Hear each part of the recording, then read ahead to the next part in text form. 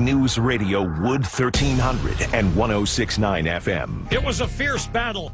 I was working on my computer when my wife said, oops, I opened the door and let a mosquito in. I didn't think much about it. About 15 minutes later, he buzzed in front of my computer screen. I took a swing at him. I knocked him down. But he got up again. Pretty soon he shows up again, and I smack him down again, but I didn't finish him off. He was woozy, though, and staggering around a bit, and I think I bent his nose.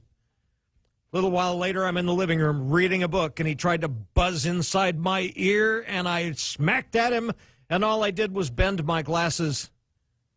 Finally, last evening, between my office and the kitchen, he dared fly in front of me again. I put my hands together as if I were in the audience clapping for Garth Brooks, and I smashed him to smithereens. Neil won. Mosquito, nothing. Now, last week, public health officials began using their strongest language to date in warning about a Zika outbreak in the United States. The Obama administration's lobbying Congress for $2 billion to combat the mosquito-borne virus. This is kind of serious. We're moving into that season right now. We had warm, sunny, beautiful weather, and they are out and about, and we're not going to take this lying down. So I've invited the nation's leading mosquito expert, Mosquito Steve Moore, on the program this morning. Mosquito Howdy, Steve. Neil. Hey, great having you back, buddy. And also on the show this morning, another Steve, and that is Steve Kelso, who's the marketing and communications manager with the Kent County Health Department. Between the Steves, I figure we'll get good questions and good answers because they both know a lot. They've both forgotten more about skeeters than I know. So let's just take this from the stop. Mosquito Steve, what kinds of problems and symptoms is the CDC now warning about that we didn't know about before? Well, Neil, first of all, it was a she that you smushed with your hands, not a he mosquito. It was most likely a she. It shouldn't strike a woman. Would never strike a woman. Well, you just smushed one. But, they're actually warning that the Gulf Coast, that's their biggest warning right now. We're looking at maybe the Gulf Coast might get an outbreak of Zika. They're expecting one in Puerto Rico, and they actually have local-born cases there. We still don't have any mosquitoes that have come from America that have the Zika virus that we've tested so far. Okay. So these are coming from elsewhere. Yeah, I was taken by the size of the one that I punished last night. This was a pretty good-sized critter, and Steve Kelso here was telling me there's probably a reason for that. My estimate is that mosquito may have overwintered in the leaves somewhere and was an adult all winter long, and we get those first 70-degree days, and she pops out pretty quickly. Well, I called my taxidermist. I'm going to have it mounted. It's pretty good size. I mean, after going 3 full rounds with it, yeah. Yeah.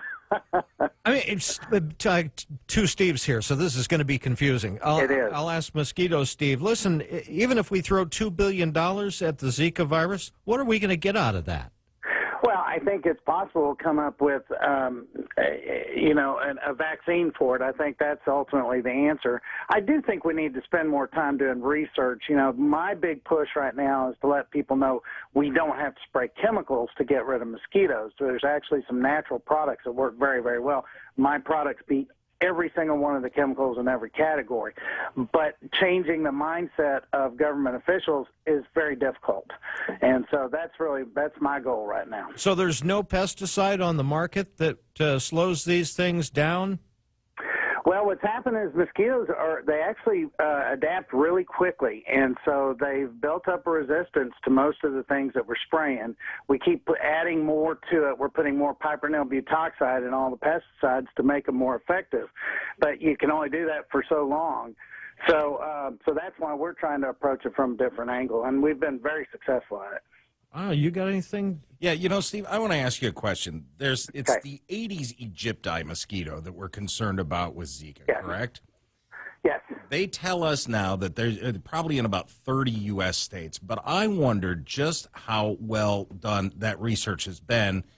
Do we really know that that's the extent of that particular mosquito's territory, or have we never really maybe looked at it all that strongly yet because there hasn't been reason to until this point? Well, I think that the second part is probably right. We really haven't had a reason, but I will tell you, they have found there's actually Culex mosquitoes that also are carrying Zika. So that hasn't really made the news yet, but they have found those. Now, Culex was the biggest problem behind West Nile virus. It's the biggest carrier. And we certainly have a Culex mosquito here in Michigan. Yes, yeah, y'all got those. Everybody's got those. In fact, so West Nile virus actually started in New York and moved its way down, and that's due to the Culex mosquito, and then the Aedes mosquito picked it up. The thing that's critical to remember about the Aedes mosquito is that they will actually, they bite all day long. They feed all day long. And so, normally you need to worry at dusk and dawn. Well, with the Aedes aegypti, they love to feed in the middle of the afternoon. Wait, who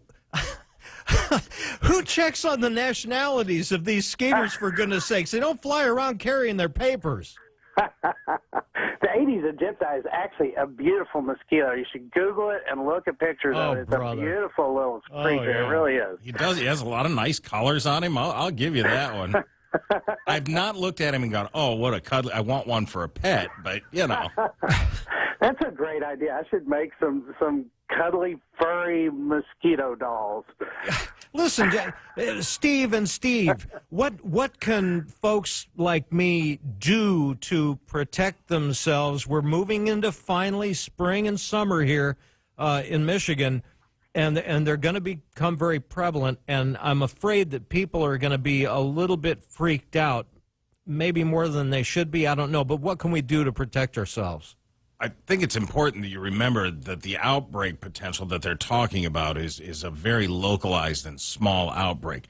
However, it is good to think about mosquitoes because Steve just mentioned the West Nile virus, and mosquitoes can bring a whole host of other things. And so, we at the Kent County Health Department would always recommend wearing DEETs, wearing light-colored clothes, long-sleeve shirts, and not, if you can avoid the mosquito bite, you can avoid the virus. Okay.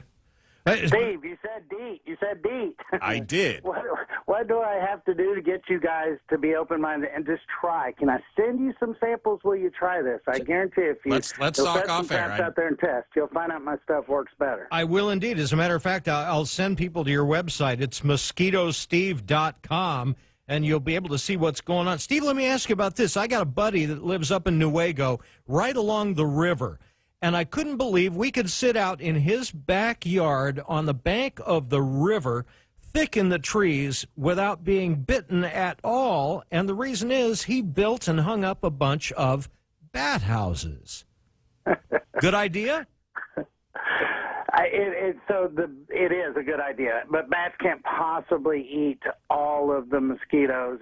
Purple martins are also that way. They feed on mosquitoes, but it's unlikely. In my travels and testing and all the field trials that I've done, there's really nothing that's going to curb them very much other than, I will tell you, if it rains, if the wind's up, if it looks like there's going to be rain, then the mosquitoes will hide. That's when you want to be outside, is when the winds are up and when the rain's coming, because they're going to hide. Okay.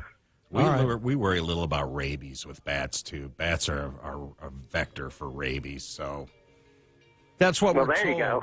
But it's 0.06% or 3%, so it's not that big a deal. But a mosquito, I know, will eat 1,200 mosquitoes an hour and up to 8,000 a night. There you go. So dragonflies will eat them, too. Hey, listen, if you want to see what Mosquito Steve, easy for me to say. If you want to know what Mosquito Steve says we should all be using and doing, make sure you check his website. It's mosquitosteve.com. Always a pleasure having you, Steve. Thank you so much. Thanks, Neil. Have a great week.